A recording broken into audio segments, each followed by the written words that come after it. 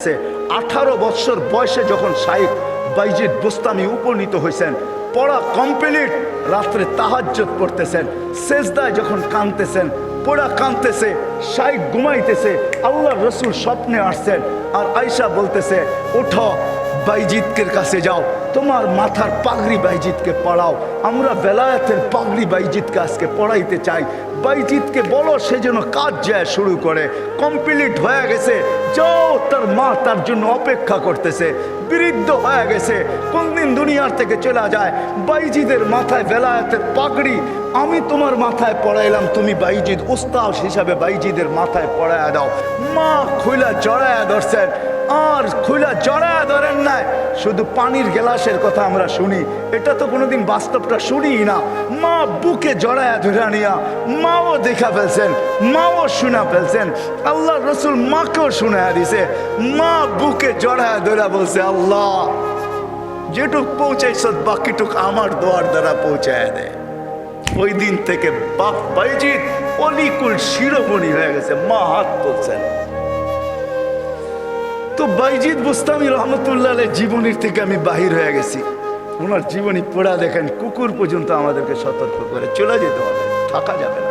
বাইজিদ বুস্তামি রহমতুল্লাহ আলাই মার কোরবানির কারণে উনি বাইজিদ হয়েছে। আর বাইজিদ এমনি হয় নাই। ওনার আব্বা ছিলেন না। কাহিনী আমি অন্যদিকে চলে যাব। আমরা তো ছেলে পেলেকে বানাইতে চাই না, মাও আজকে বানাইতে চায় না, বাপও বানাইতে চায় না। আমরা বানাইতে চাই দুনিয়ার এডুকেটেড। রাগ হয় না, পায়ে হাত পড়ি। আপনি সাধারণ শিক্ষায় শিক্ষিত করতে চান, ঠিক না? জেনারেল শিক্ষার মানে কি? ডিকশনারিতে কি লেখা আছে জেনারেলের অর্থ বলেন? যারা কলেজে পড়ছেন, স্কুলে পড়ছেন, বলেন জেনারেলের অর্থ কি? সাধারণ। সাধারণ কোনোদিন গৌরবের বিষয় হয় না। সাহাবাদের কাছে অসাধারণ ছিল, এই জন্যই তো ম্যাককে অনুগত্য করতে পারতেন, এই জন্যই সমুদ্রের উপর দিয়ে ঘোড়া দৌড়াইতে পারতেন, এই জন্যই তার বিহীন প্রযুক্তিবিহীন 3000 কিলোমিটার দূরে কথা বলতে পারতেন, পাহাড় দেখাইতে পারতেন। সারিয়াতুল জাবাজ, অসাধারণ বিদ্যা এরা বিদ্বান ছিল। আমরা তো সাধারণ বিদ্বান হই। আমার হাতেও সময় নাই যে আমি ওইদিকে নিয়ে যাব। ওনার ছোট বয়সে বাপ মারা গেছে, মা পরের বাড়িতে কাজ করতেন। 2 দিন পরে ভাবছেন, আমি যদি এইভাবে ছেলেটাকে কোথাও না দিতে পারি তাইলে আমার ছেলেটা হারায়া যাবে। আমি তো মা পরের বাড়িতে কাজ করি। খুঁজতে খুঁজতে এক আল্লাহওয়ালার সন্ধান পাইছেন। মানুষ বলছে ওই আলেম ওইখানে আছে। আল্লাহওয়ালা ও আলেমও যদি তোমার ছেলেটাকে নেয় বা তুমি যদি দিয়ে আসতে পারো তাইলে হয়তো তোমার ছেলে মানুষ হয়ে বাহির হবে। যে হাতে পায়ে ধরছেন, আমি বিধবা, আমার কোনো সন্তান নাই, স্বামী নাই, আমি পরের বাড়িতে কাজ করি, আমি চাই আমার ছেলেটা মানুষ হোক, আল্লাহওয়ালা হোক, দিনদার হোক, আল্লাহর এলেমওয়ালা হোক, আপনাদের মতো আলেম হোক। আপনি দয়া করে আমার ছেলেটাকে রাখেন। শাইখ রাজি হয়েছে। মা শর্ত দিছে, আপনি আমার ছেলেকে ওই দিন পর্যন্ত বাড়ি পাঠাইতে পারবেন না যতদিন পর্যন্ত আপনার মতো না বানায় দেন। শাইখ অঙ্গীকারবদ্ধ হয়েছেন যে আমি পাঠাবো না যতদিন পর্যন্ত আমার মতো বড় না বানায় দেয়। 2-4 দিন পরে মাস গেছে। 2-4 মাস পরে বাইজিদ কাঁদতে শুরু করছে যে সবার বাবা আসে, মা আসে, আমার মা তো পরের বাড়িতে কাজ করে, আমার মা তো আসে না। ও শাইখ আমাকে একটু মাকে দেখতে দেন না। তো শাইখ বলছে, তোমার মার সাথে আমি ওয়াদাবদ্ধ, আমার মতো না বানানো ব্যতীত তোমাকে পাঠাবো না। বলছে, না, আমি মাকে দেখতেই চাই। ছোট কচি বাচ্চা। শাইখ তার দিল ভাঙতে চান নাই। একদিকে ছুটি না দিলে বাচ্চার দিল ভেঙে যায়, যেটা মেড ইন আল্লাহ। আরেকদিকে ছুটি দিলে মার অঙ্গীকার ভেঙে যায়।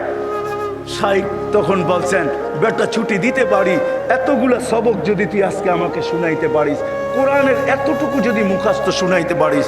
বাইজিদ বুস্তামি কোরআন নিছেন, হাত উঠায় দিয়েছেন, মালিক মাকেই তো দেখতে যাব, কোরআন তো দিলের ভেতরে তুই জমায়া দিবি, তুই না দিলে তো আমি মুখস্থ করতে পারবো না। চোখের পানি, কচির ঠোঁটের পানি ছেড়া দিয়া বাইজিদ যখন হাত তুলছেন, পৃষ্ঠা উল্টাইতে ছিল কথা। কোরআন যেন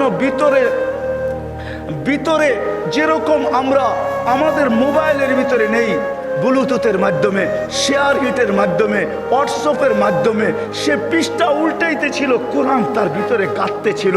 যতটুক সবক শাইখ দিছে এর চেয়ে বেশি যায় বলছে শাইখ রেডি হয়ে গেছে। বলছে তুমি এটা মুখস্থ করলা তো করলা কি কইরা? মুচকি হাসি দিয়া বলছে শাইখ কালাম যার সে বসায় দিয়েছে। তো শাইখ বুঝছে এটা কোনো সাধারণ ছেলে না। ছুটি দিছে, বাড়িতে গেছে, দরজা খটখটাইছে। মা জিজ্ঞাসা করছে ভিতর থেকে কে? বলছে বাইজিৎ। বলছে না, আমার বাইজিৎ আসতে পারে না। আমি তো শাইখকে বলে আসছি বাইজিৎ ওই পর্যন্ত আসবে না, যেই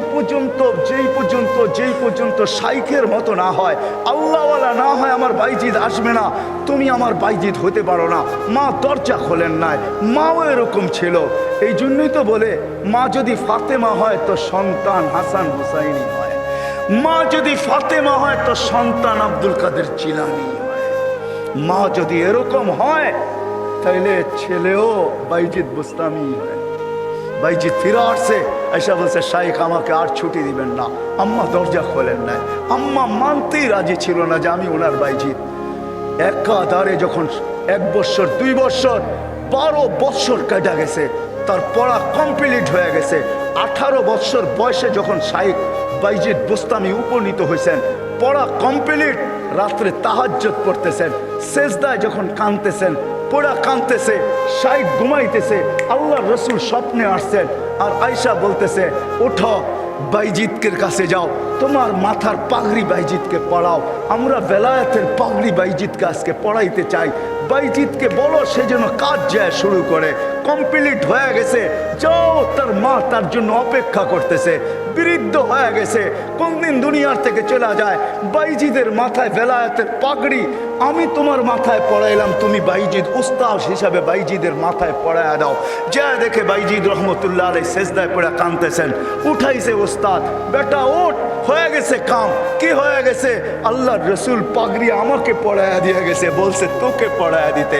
বেলায়েতের দরজায় আল্লাহ তোকে পৌঁছায় দিছে, হুকুম আসছে যা মার পায়ে যা, আর কালকের থেকে কাজ শুরু কর।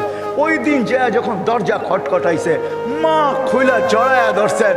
আর খুইলা জড়ায়া ধরেন নাই, শুধু পানির গ্লাসের কথা আমরা শুনি, এটা তো কোনোদিন বাস্তবটা শুনি না। মা বুকে জড়ায়া ধরে নিয়া মাও দেখা ফেলছেন, মাও শুনা ফেলছেন। আল্লাহ রসুল মাকেও শুনায়া দিছে। মা বুকে জড়ায়া ধরে বলছে আল্লাহ যেটুক পৌঁছাইছ বাকিটুক আমার দোয়ার দ্বারা পৌঁছায় দে। ওই দিন থেকে বাইজিৎ অলিকুল শিরোমণি হয়ে গেছে। মা হাত তুলছেন। তো বাইজিৎ বুস্তামি রহমতুল্লাহ জীবনীর থেকে আমি বাহির হয়ে গেছি। ওনার জীবনী পড়া দেখেন, কুকুর পর্যন্ত আমাদেরকে সতর্ক করে চলে যেতে হবে, থাকা যাবে না, কেউ থাকবে না। হায় হায়, আমরা যাত্রী, যাত্রা আমাদের চলমান। আজকে আসি কালকে থাকবো না, কিন্তু নিজেকে প্রস্তুত করে নিয়ে যেতে হবে, গুছায় নিয়ে যেতে হবে, বানায় নিয়ে যেতে হবে। যুবক তুমিও তোমাকে বানায় নিয়ে যাও।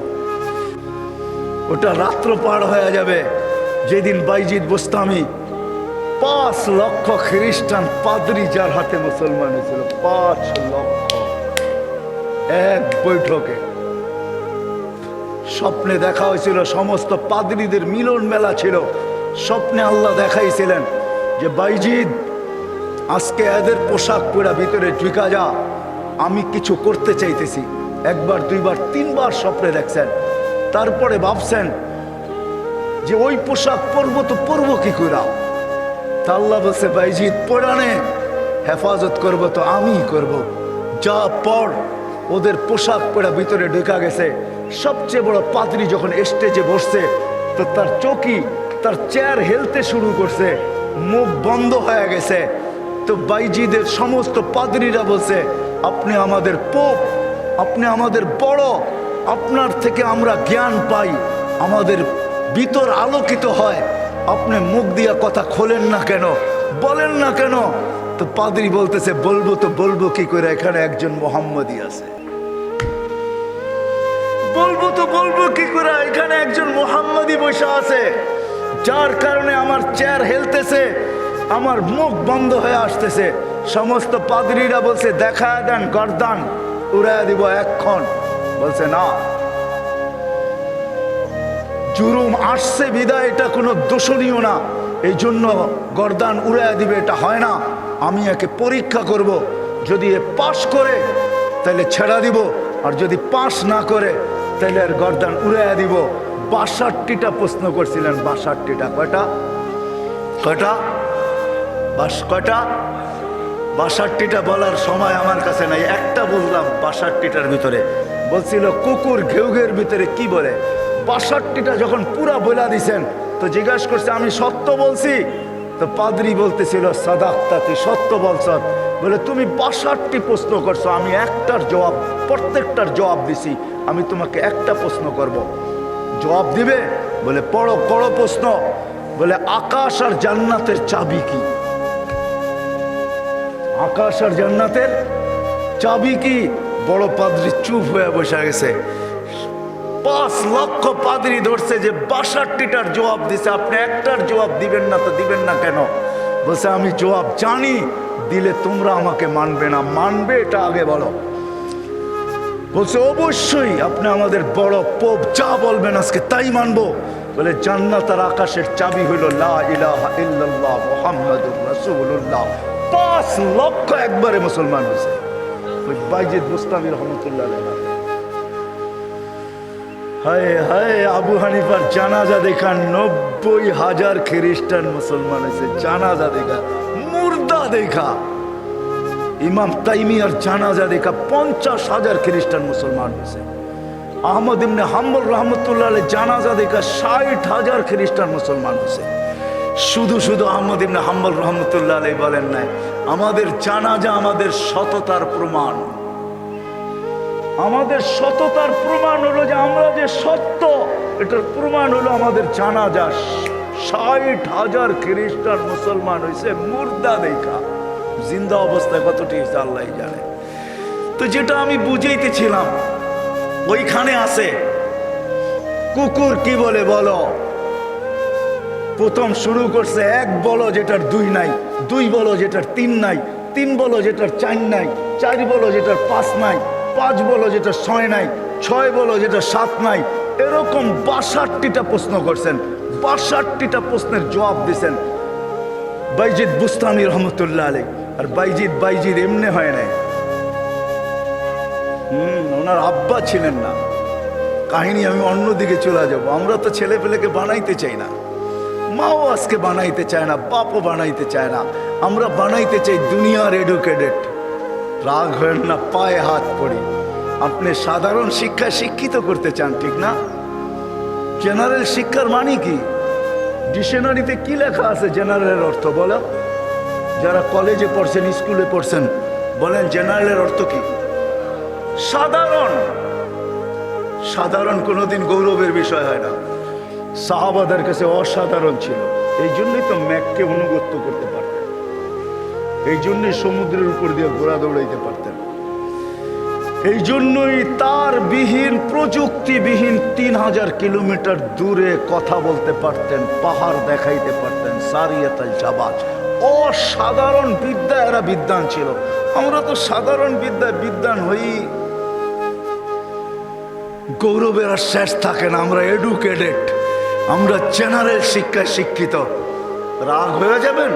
একটা উদাহরণ দিই। আমাদের অবস্থা এরকম, এক ব্যক্তি জাপান থেকে গাড়ি কিনে আনছে, তো গাড়ির ৩ দিকে জাপানি ভাষায় বড় বড় অক্ষরে লেখা। তো সে মনে করছে অনেক কিছু ভালো কথা লেখা হবে, বিদায় এটা কেনার পরে আর মুছে নাই, না মুছেই চালাইতেছে, লেখাটা আর মুছে নাই। একটা ক্রেডিটও তো আছে, ঠিক না? সামনের গ্লাসে তো লেখা যায় না, ৩ দিকে লেখা, এটা চালাইতেছে। তো কোনো জাপানিজ আসছে বাংলাদেশে, তো ও আরেক গাড়ি দিয়া যাইতেছে, তো দেখতেছে ওই লেখা গাড়িটা সামনে দিয়া যাইতেছে, ৩ দিকেই লেখা। তো মুস্কি মুস্কি হাসতেছে। তর্জমান জিজ্ঞাসা করতেছে তুই হাসিস কেন? ওই সামনের গাড়িটা দেখে হাসি। কয় কেন, কি এটার ভিতরে? কয় যে ৩ দিকেই তো লেখা, ও মোছে নাই কেন এটা?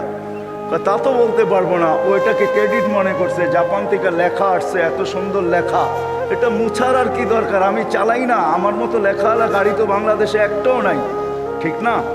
একটা বাবতও আছে, ঠিক না? পৃথকত্ব তো আছে আমার একটা। তো বলে যে এইটা দেখে হাসতেছি কেন জানিস? এই গাড়ির ভিতরে লেখা আছে তরকারি বেচার গাড়ি। কি লেখা আছে? পিছনেও লেখা তরকারি বেচার গাড়ি, ডাইনেও লেখা তরকারি বেচার গাড়ি, বামেও লেখা তরকারি বেচার গাড়ি। খালি সামনের গ্লাসে লিখতে পারে না, তাইলে লুকিং নষ্ট হয়ে যাবে। কেমনে দেখবে আর কেমনে চালাবে? আমরা আজকে সাধারণ শিক্ষায় শিক্ষিত হয়েও আমরাও গৌরব করতেছি আমরা বড় এডুকেটেড। সাহাবা অসাধারণ শিক্ষায় শিক্ষিত ছিল। এটা আমার বোঝানোর ইচ্ছা না।